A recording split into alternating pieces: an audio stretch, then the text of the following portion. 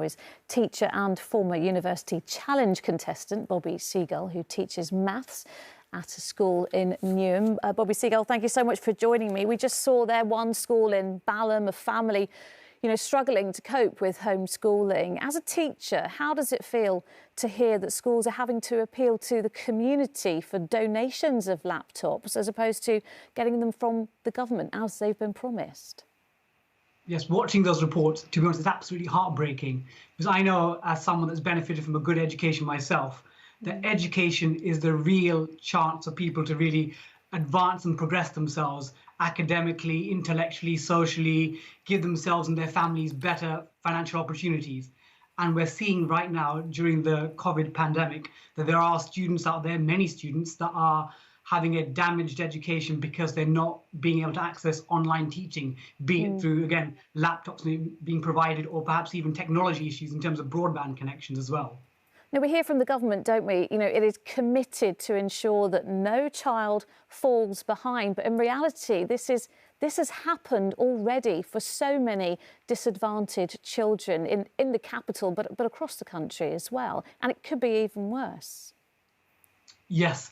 And again, obviously, we thank the government for saying a statement like, yes, we will make sure people have it. But it's one thing making statements that we're going to provide children with laptops. But actually, the reality on the ground is, if a school doesn't already have its own laptops to distribute to its students, they're reliant on the government. And if the government doesn't provide, we've seen like that school there, charities have to step in, or they have to do fundraisers, and that shouldn't be right, because these children are falling behind. And we know there's well-documented studies that, for example, over the summer holidays, 2/3 of an attainment gap between lower income and middle income children comes from the summer holidays. So already we're seeing, we've had a couple of months of students working at home. They're going to be falling further and further behind. As educators, it's going to be very challenging for us to make it back up for them.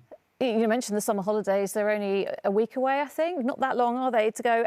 What provisions has your school made, really, to help those most vulnerable children? Are they going to be, helped during the time off that they would normally have for summer holidays? Are they going to be doing summer school, for example?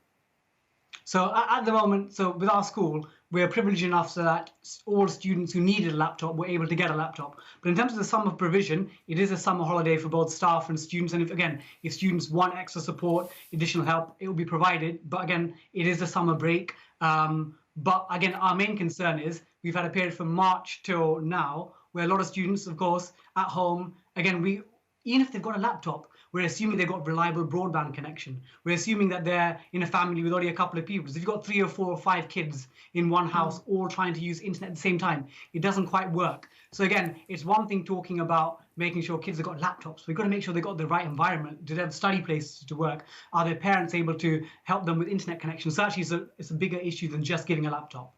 OK, Bobby Seagull, thank you very much for joining me this evening. Thank you. Thank you, pleasure.